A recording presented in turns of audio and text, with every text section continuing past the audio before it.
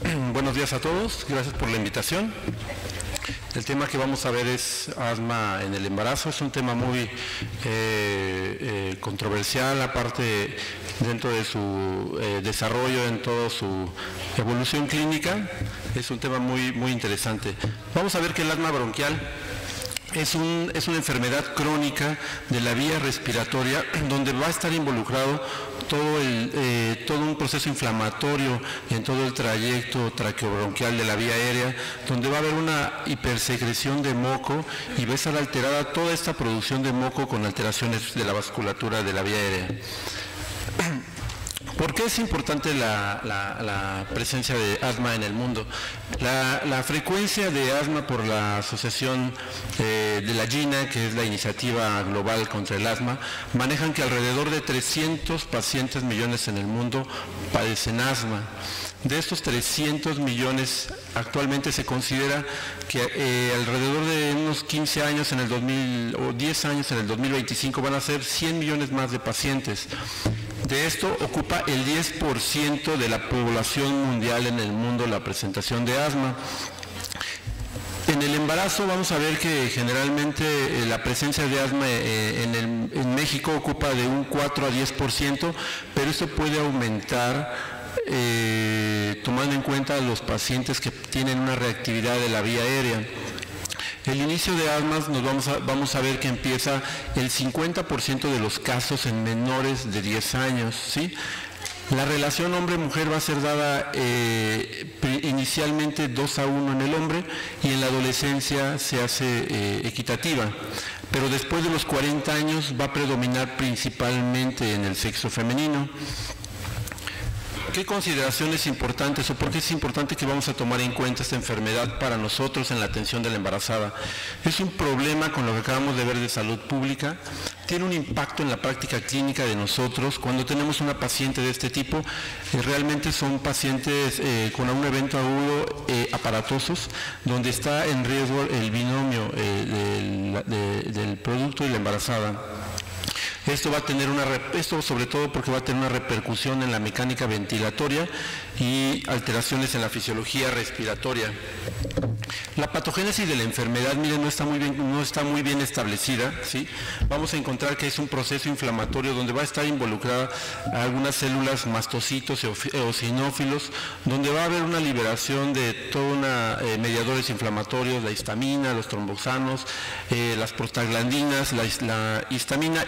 Estos mediadores inflamatorios nos van a dar un proceso de broncoconstricción y una hipersecreción de moco en toda la vía aérea. Vamos a ver que la respuesta del asma puede ser temprana o tardía. En la respuesta temprana vamos a ver que un alergeno va a ser un compuesto en la superficie del mastocito. Esto nos va a dar una liberación de mediadores inflamatorios en donde todo lo que son los leucotrienos, histamina, bradicininas, todo eso nos va a dar un cierre de la vasculatura, un cierre de la vía aérea, con una hipersecreción de moco con alteraciones en su vasodilatación. Y en la respuesta inflamatoria tardía vamos a tener que principalmente los linfocitos TH2 van a producir una serie de mediadores inflamatorios, principalmente las interleucinas, en donde van a actuar sobre el linfocito B y los eosinófilos y van a dar un efecto igual en la liberación de leucotrienos, y eso nos va a dar una respuesta, un cierre de la vía aérea. También hay componentes genéticos que están bien establecidos, por ejemplo el 5Q y el 11Q, en donde se ha identificado que tienden a tener hiperreactividad los pacientes. Otros es la secuencia del gen del receptor B2 adrenérgico alfa, de los cuales en estos casos de pacientes van a tener una respuesta a los pacientes a los beta-adrenérgicos. Los genotipos ARG16 y GLI16 también son componentes genéticos bien identificados, donde los pacientes van a tener una mejor respuesta cuando se logran identificar sobre todo a los betagonistas adrenérgicos. Hay alteraciones en anormalidades en el metabolismo del ácido arqueónico, que nos va a dar también alteraciones en el músculo liso de la vía aérea. Actúa también, se altera el proceso, la participación del proceso inmune en las células T, HELPER y el subtipo T2, CD4. También se han identificado un estado de iones en la generación y en la participación de especies oxidativas del oxígeno ERO y nitrógeno herón. Estos radicales libres principalmente van a actuar sobre la musculatura del músculo liso de la vía aérea y van a tender a hacer una hiperreactividad de la vía aérea. La reacción temprana, se maneja dentro de su etiopatología una reacción temprana del asma y una reacción tardía. En esta principalmente va a estar basada a la continuidad en el que el alergeno esté expuesto.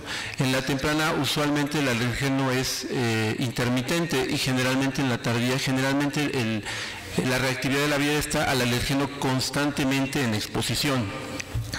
Con esto vamos a dar cuenta que existe sobre todo en la vía aérea un estrechamiento de la luz de la vía aérea, va a haber un descontrol en la producción de moco, una hipersecreción, lo que nos va a reducir la vía aérea, la luz de la vía aérea y nos va a dar un proceso obstructivo.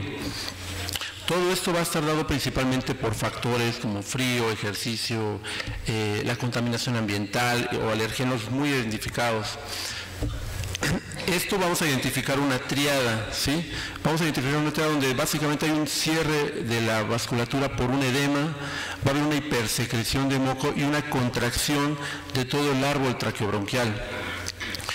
De esto va a dar fundamentalmente la pauta del tratamiento en el asma de la embarazada.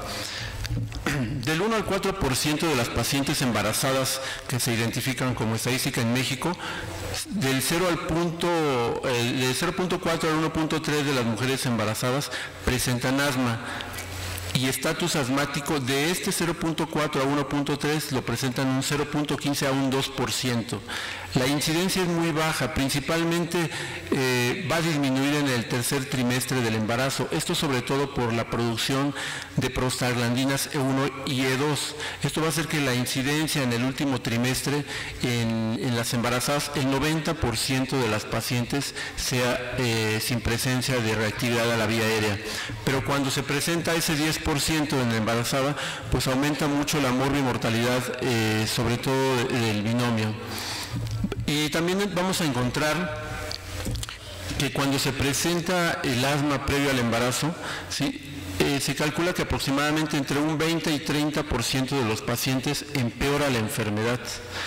Un 40 a 50% se mantiene estable y vamos a encontrar que alrededor de un 20-25% de los pacientes mejoran en la presencia de asma bronquial.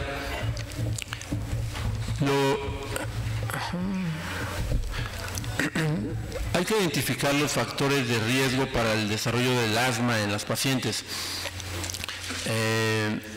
Tenemos que tener en cuenta la exposición a los antígenos a los que puede estar sometida el paciente, sobre todo cuando son pacientes ya identificadas como asmáticas previa al embarazo, ¿sí? Y si tenemos en cuenta, agregado a esto, que la paciente embarazada cursa con un estado inmunológico disminuido durante todo el embarazo, pues es más susceptible a estos alergenos. Y también tenemos que tener en cuenta que las prostaglandinas, sobre todo las prostaglandinas F2, que también se producen más durante el asma, tienden a ser más sensibles a la paciente durante el embarazo, a una broncoconstricción. Cuando se detecta cuando tenemos una paciente con asma, idealmente es que tiene que tener su primer contacto médico previo al embarazo. Usualmente nosotros en el perioperatorio a la paciente la tenemos como primer contacto en la sala de quirófano o muchas de las veces en la consulta preanestésica.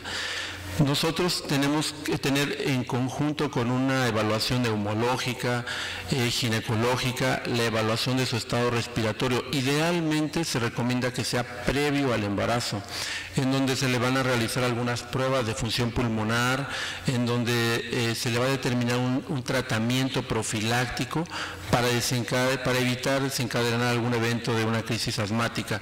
Esto para disminuir la morbimortalidad en la paciente embarazada, para evitar prematurez o retraso en el crecimiento del producto. La embarazada tiene muchos cambios durante el embarazo. Dentro de lo que a nosotros nos interesa es que son pacientes que, aparte de todos sus trastornos de miedo, temores, inestabilidad, Todo esto les lleva a un estado de estrés, y el estrés nos va a condicionar también estado inmunológico deficiente, y es un factor para el desencadenar en un momento dado en los pacientes, como vamos a ver más adelante, un evento de reactividad de la vía aérea. Los cambios respiratorios los vamos a encontrar que se encuentran a partir de la 4ª semana de gestación. Esto dado principalmente por la progesterona, en donde va a mejorar, nos va a dar un efecto broncodilatador de la vía aérea.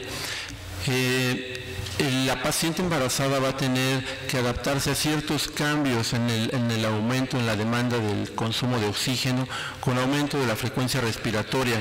Esto sobre todo por los cambios mecánicos que nos da el útero grávido. Esta adaptación que tiene que hacer la paciente embarazada, ¿sí?, nos va a compensar las demandas de las que la paciente tiene mayores demandas metabólicas. El ascenso diafragmático aproximadamente de 5 centímetros va a hacer que el perímetro torácico de la paciente embarazada aumente 2 centímetros aproximadamente. Esto nos va a disminuir el volumen corriente. El volumen corriente va a aumentar un 40%, pero va a disminuir la capacidad funcional residual de la paciente.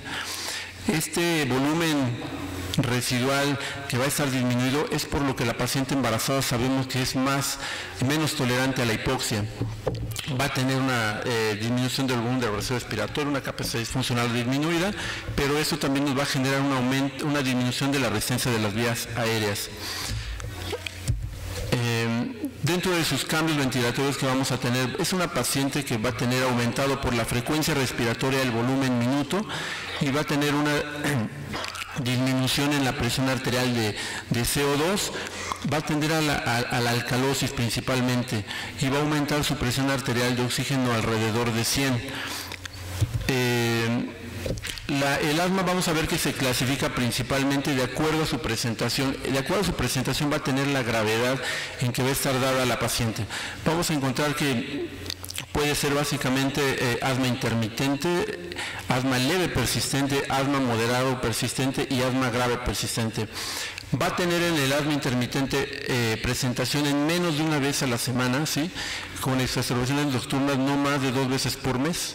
En el asma leve persistente vamos a ver que tiene síntomas una vez a la semana, ¿sí?, principalmente. Los síntomas nocturnos van a ser de 2 veces aproximadamente por mes. En el moderado va a ser síntomas diurnos diarios persistentes, pero en el grave va a ser síntomas continuos, ¿sí? Síntomas nocturnos en el asma moderado va a ser una vez a la semana, y en el asma grave va a ser persistente. Esta es la clasificación que más se utiliza en la paciente embarazada para determinar nosotros la frecuencia del asma. Es importante que nosotros interroguemos a la paciente embarazada para saber en qué estadio se encuentra. ¿Por qué? Porque si yo encuentro que la paciente, pues dentro de sus factores, no ha tenido una crisis reciente de asma, yo hago lo que tengo que hacer como medidas preventivas para la reactividad de la vía aérea, y tiene incluso un tratamiento previo al embarazo, pues es difícil que la paciente desencadene una reactividad de la vía aérea, ¿sí? El manejo anestésico es importante. Tenemos que evaluar la función pulmonar, ¿sí?, y durante la valoración preanestésica. Previamente a esto, generalmente en una paciente programada, cuando la llegamos a tener, ya está valorada por el servicio de neumología, en donde previamente hizo unas pruebas de esfuerzo y valoró su estado respiratorio. Vamos a encontrar que la paciente embarazada, se le van a hacer algunas pruebas como el BEF1, la capacidad vital funcional y la relación de estos dos. Estos principalmente nos van a medir el flujo expiratorio mediante un espirómetro, en donde la paciente se le va a detectar la resistencia al flujo de la vía aérea. Esto va a hacer que en la paciente, de acuerdo a la severidad de la obstrucción, podamos determinar un porcentaje, normalmente alrededor de un 80%. En la clasificación más adelante vamos a ver cómo se da y gradualmente de acuerdo a la gravedad. El estado respiratorio, durante su valoración previo al trabajo de parto, previo al embarazo incluso, en las pruebas que hacen los servicios de neumología, hacen pruebas de broncodilatación a la embarazada para detectar mediante las pruebas de espirometría cuál es la mejor respuesta, cuál es el mejor ajuste farmacológico de estos pacientes, ¿sí? Y también vamos a valorar en su presencia si tiene algún dato clínico, tos, disneas, sibilancias, alteraciones en la auscultación de los campos pulmonares, crepitaciones y todo esto. Para nosotros evaluar a la paciente embarazada tenemos que tener conocimiento de todos los factores que nos puedan desencadenar reactividad del asma: frío, dolor, hiperventilación, el estrés de la paciente, factores emocionales, el uso de AINES, beta bloqueadores, ASA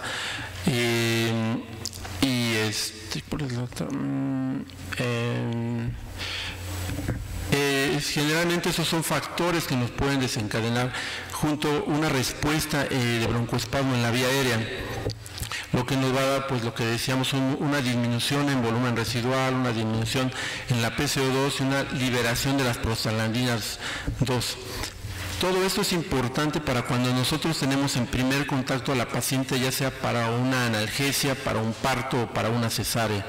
Estos son factores de riesgo potenciales que tenemos que tener presentes en el perioperatorio. Nosotros tenemos que optimizar, cuidando todo eso, el estado pulmonar de la paciente, proporcionar cualquier modalidad de analgesia que le podamos proporcionar a la paciente va a ser un factor en el que nosotros condicionemos que no desencadene reactividad de la vía aérea.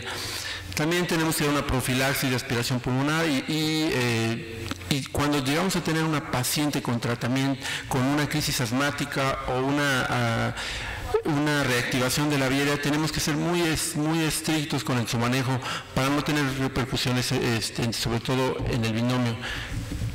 Dentro de su tratamiento vamos a encontrar que se establecen como primera elección en la prevención de crisis asmáticas lo que son los betadrenérgicos.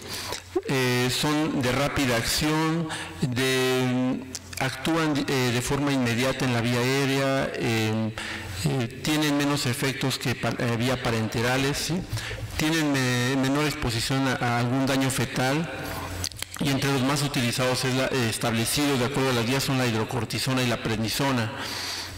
La hidrocortisona vamos a ver que se utiliza generalmente a dosis de 100 miligramos en el perioperatorio, ya sea al ingreso a la sala, previo a la sala en la sala de recuperación, en la sala de labor, previo al paso de quirófano, se le administran 100 miligramos de hidrocortisona y después cada 6 horas, ya sea durante el parto, después de la cesárea, la paciente, y ya que mantenga una vía oral, se va a mantener con prednisona generalmente de 20 a 40 miligramos.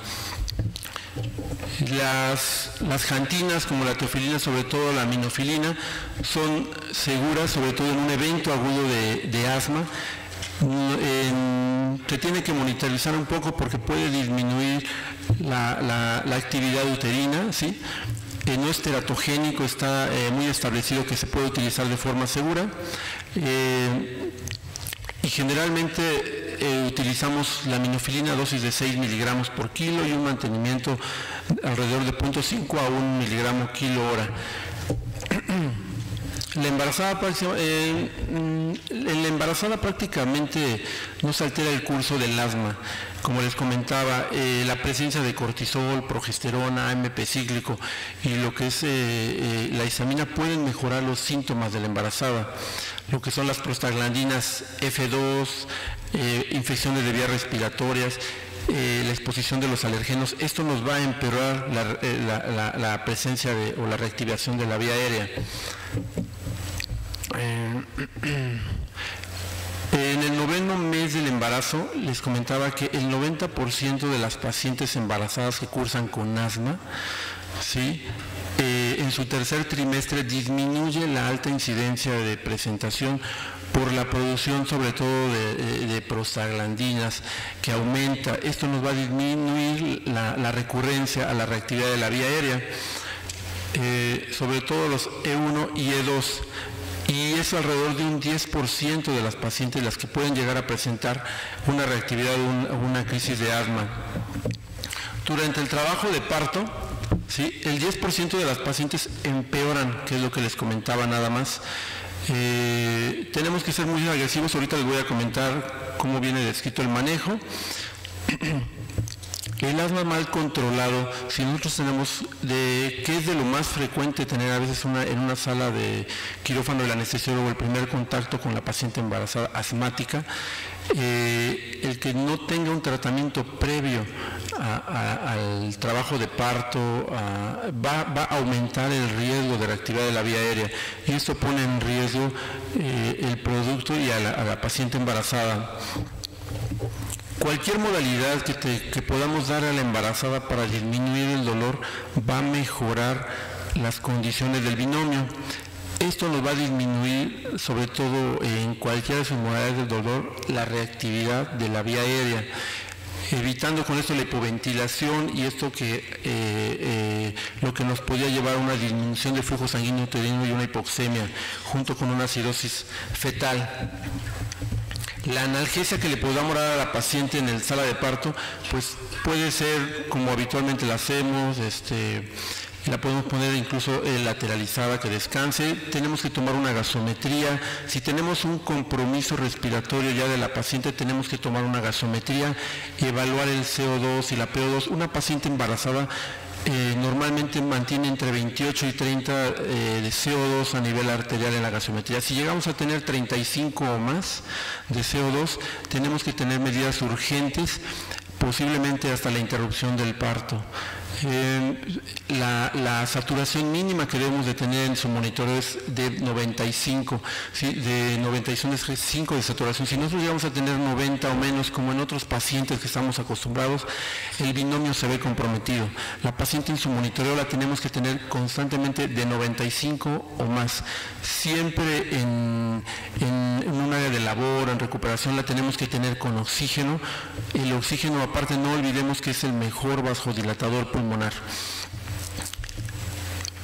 Dentro de su monitoreo, la PO2 que vamos a mantener también en estos pacientes, la gasometría, no vamos a dejar que baje de 100 o 110 milímetros de mercurio.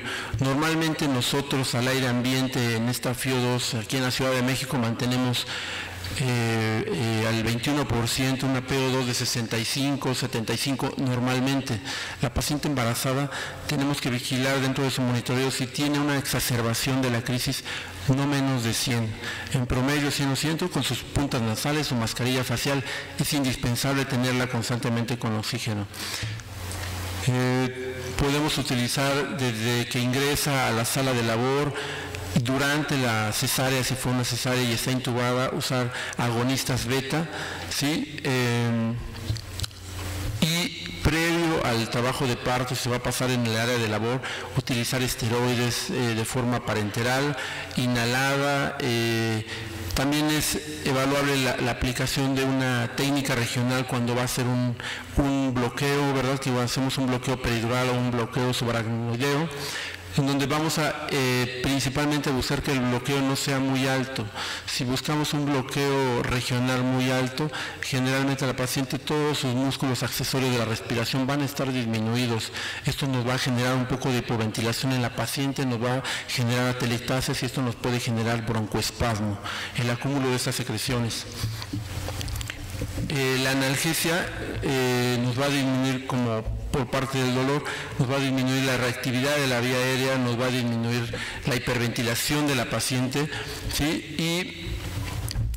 Y si nosotros mantenemos hipocapnia en estos pacientes, también tenemos que tener en cuenta su monitoreo del CO2, porque nos puede disminuir el flujo sanguíneo uterino y esto llevarnos a una hipoxemia y una acidosis de la paciente. La técnica anestésica ideal va a ser un bloqueo peridural. El bloqueo peridural generalmente nos conserva lo que es el bloqueo sensitivo y se recomienda que no sea muy alto. Generalmente, si nosotros lo colocamos arriba de T5, va a tener hasta un 50% del compromiso respiratorio, sobre todo va a tener más deprimida su ventilación. y puede tener menos reflejos protectores como de tos y que incluso acumule secreciones, y esto nos puede llevar el acúmulo de secreciones a la reactividad de la vía aérea. La anestesia general, si nosotros tenemos una paciente que consideramos que por su urgencia tiene que pasar, nosotros tenemos que tener todos los cuidados, en el sentido de que previo al embarazo le ponemos, como decimos, su mascarilla de oxígeno, no utilizamos lo que es, por ejemplo, ranitidina, bloqueadores H2 porque nos puede dar reactividad de la vía aérea. Vamos a cuidar su posición de la paciente embarazada, le podemos tomar una gasometría de control, le podemos poner atropina. Incluso la atropina pues es un anticolinérgico que nos va a dar una broncodilatación de la vía aérea, nos va a disminuir la presencia de secreciones, ¿sí? Se le puede dar su esteroide inhalado previo al procedimiento de anestesia general. Idealmente se recomienda la combinación de un beta-agonista y un esteroide inhalado. Siempre en conjunto van a tener mejor efecto como profilaxis para la reactividad de la vía aérea. Durante la cirugía, durante la anestesia general, también se le puede dar disparos. Está escrito que le podemos dar incluso 10 disparos de salbutamol, por ejemplo, donde aproximadamente lo único que le va a llegar a la paciente es el 10%. Cada dosis alrededor tiene de 100 microgramos. Entonces, descriptamente se le puede dar 10 dosis sabiendo que nada más le va a llegar el 10%. Las pacientes embarazadas hay que desnitrogenarlas previamente de 3 a 5 minutos con una FiO2 al 100%, porque van a tener menos tolerancia a la hipoxia por la capacidad funcional residual disminuida, ¿sí? Nos tienden más a la hipoxia. Si nosotros tuviéramos un broncoespasmo durante una anestesia general de una cesárea, nosotros realmente es muy importante la profundidad de anestesia que demos antes de iniciar. Una ventilación paradójica o planos muy superficiales de la anestesia son lo que principalmente reactivan un broncoespasmo en un paciente asmático, y no nada más en la embarazada. En cualquier paciente que tengamos un plano muy superficial de la anestesia, el paciente lo predisponemos a un desencadenamiento de un evento de este tipo. Nosotros podemos utilizar de forma segura los adrenérgicos inhalados, son muy seguros en la paciente embarazada, incluso para el producto. Les comentaba, podemos utilizar esteroides, hidrocortisona de 2 a 4 miligramos con un mantenimiento de cada 6 a 8 horas a esa dosis, y podemos utilizar, si tuviera una exacerbación, una crisis de asma, aminofilina, donde utilizamos 6 miligramos por kilo en bolo, y después posteriormente utilizar de 0.5 a 1 miligramo por kilo en caso de un evento de asma. Los beta-agonistas adrenérgicos, para nosotros en la anestesia general tenemos que tener en cuenta todas las interacciones farmacológicas. Dentro de lo que tenemos acceso es que los beta-agonistas adrenérgicos junto con los halogenados sabemos que nos predisponen a hemorragias obstétricas. La ketamina y la teofilina son estimulantes del sistema nervioso central, aumentan la frecuencia cardíaca, la contracción cardíaca, y esto nos puede llevar incluso a nivel del sistema nervioso central hasta convulsiones.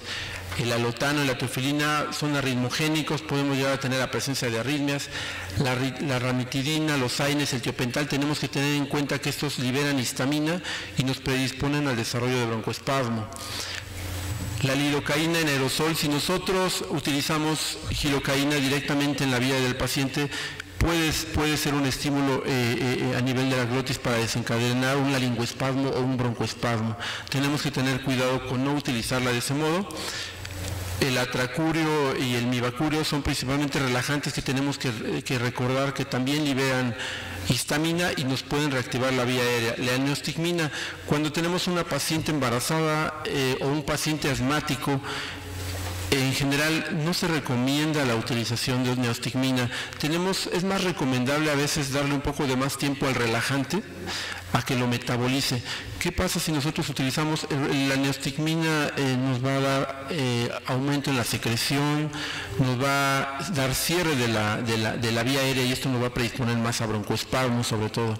Entonces, si nosotros tenemos una paciente que está con anestesia general y relajada, idealmente es preferible darle un poquito de más tiempo, aunque nos tardemos, para no predisponerla a esta reactividad de la vía aérea.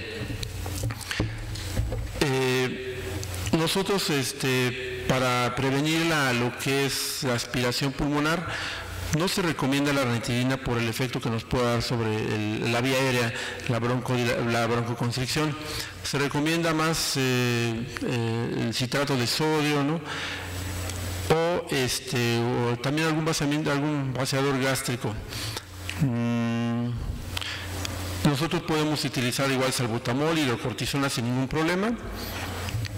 La anestesia peridural en la cesárea pues es muy segura, es la técnica de elección, siempre pensando en que no sea en niveles más altos. ¿Sí? Se puede combinar con opioides sin ningún problema.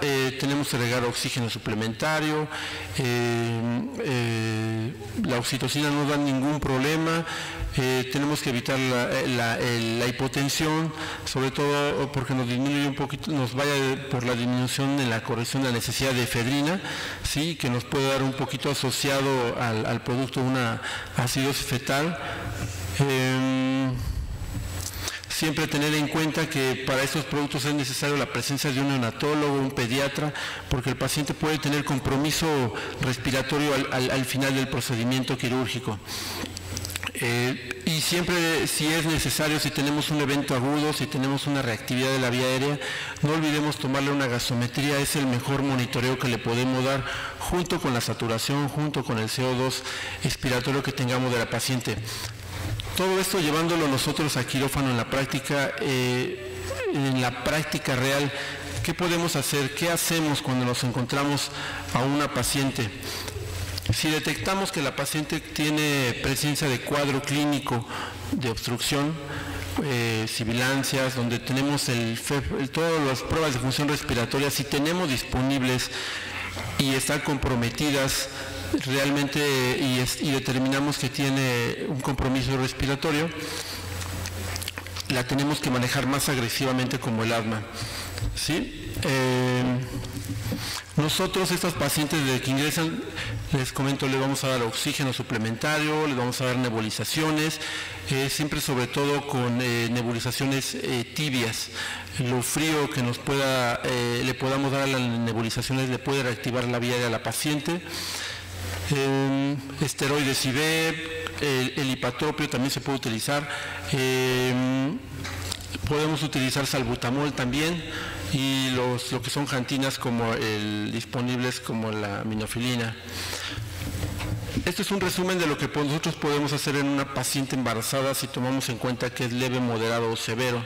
Si tiene prueba de función pulmonar donde valoremos el FEV1 o la capacidad, el flujo respiratorio pico principalmente en estos pacientes, si tenemos 80 o más es normal, si tenemos entre 60 y 80 es moderado y va a tener seguramente una reactividad de la vía aérea, y si tiene menor de 60% son pacientes que tienen compromiso importante, ya un evento de asma agudo durante ese momento del trabajo de parto.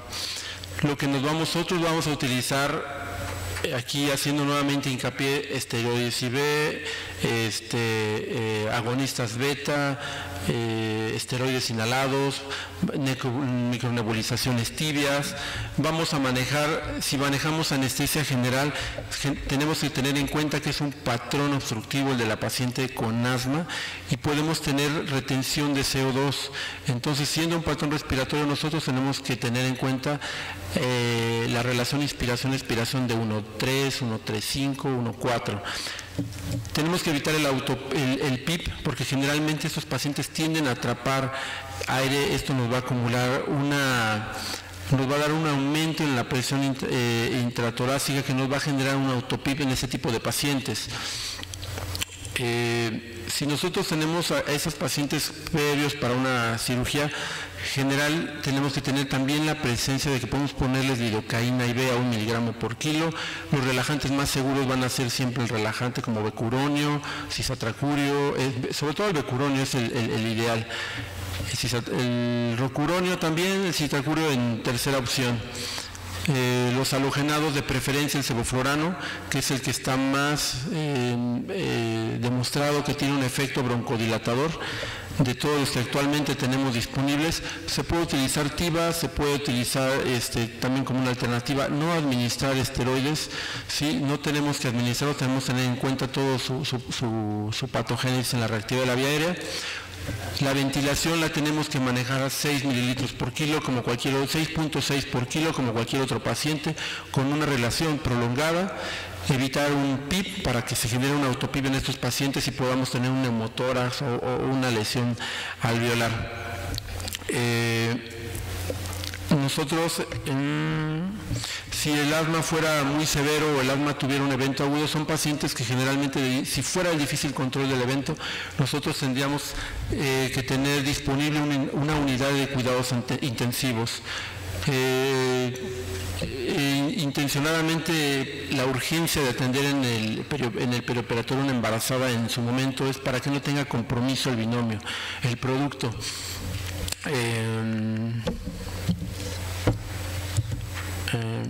Tenemos que tener en cuenta que los fármacos que vamos a utilizar disponibles dentro de la sala de quirófano son estos, pero tenemos en cuenta que los beta 2 son los que más nos producen broncodilatación y los beta 1 son los que nos puede dar una broncoconstricción, ¿sí?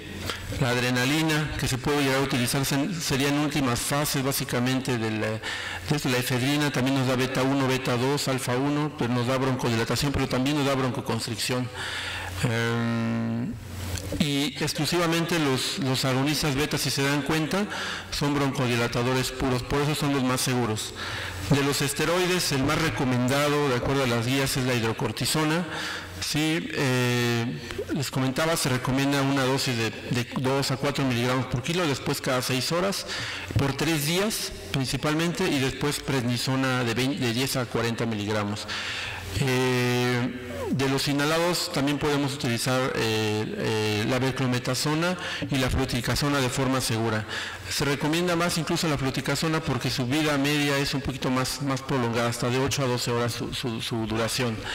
La minofilina, que ya es para eventos agudos de asma, eventos en donde la paciente tiene compromiso respiratorio, que ya demostramos que en la gasometrina tiene un CO2 arriba de 35, una PO2 por abajo de 90, en donde se puede ver compromiso respiratorio, podemos hacer uso de ella. Eso sería todo, no sé si tengan alguna duda, algo que quieran preguntar.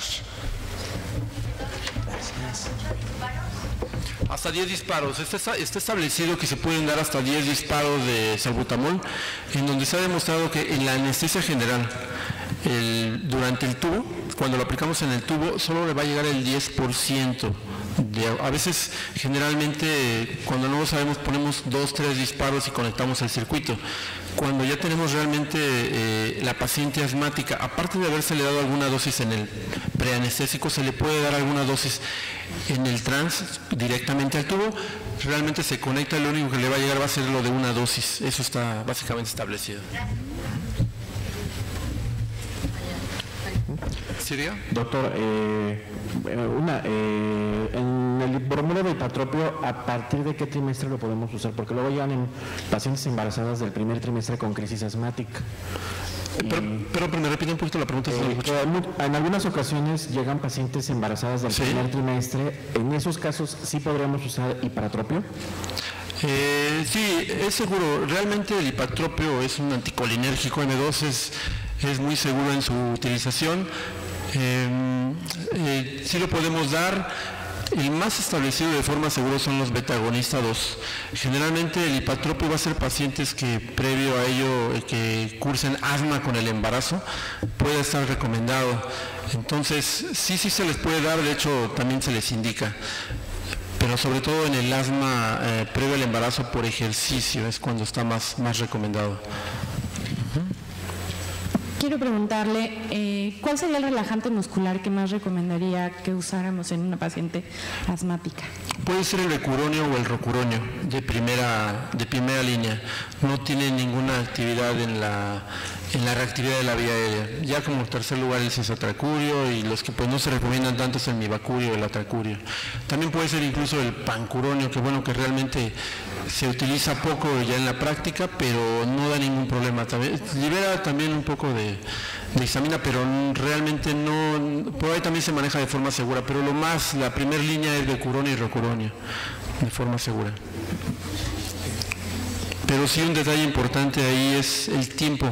Si la paciente al final de la anestesia general está un poco relajada, lo ideal es darle tiempo al metabolismo, ¿no? Para no tener todos los efectos de la neostigmina, ¿no? Buenos días. Doctor, y en caso de tener que mantener a la paciente bajo ventilación mecánica, que normalmente o en algunas ocasiones la pasamos en recuperación o que se encuentra en estado asmático, ¿cómo vamos a manejar los parámetros ventilatorios o si hay alguna especificación más detallada en la embarazada? ¿En el transoperatorio? No, ya cuando la vamos a llevar a recuperación, que nos instale el ventilador y vamos y manejamos los parámetros. Sí, de entrada siempre vamos a considerar que la paciente asmática, aunque llegue con nosotros asintomáticamente, cuando le tomamos una espirometría a una paciente con asma, aún sin embarazo, sus pruebas de función pulmonar están disminuidas. Tienen generalmente, así sea asintomática, menos del 80% del FEV1. Entonces, nosotros, el patrón que manejamos con la paciente asmática es un patrón obstructivo.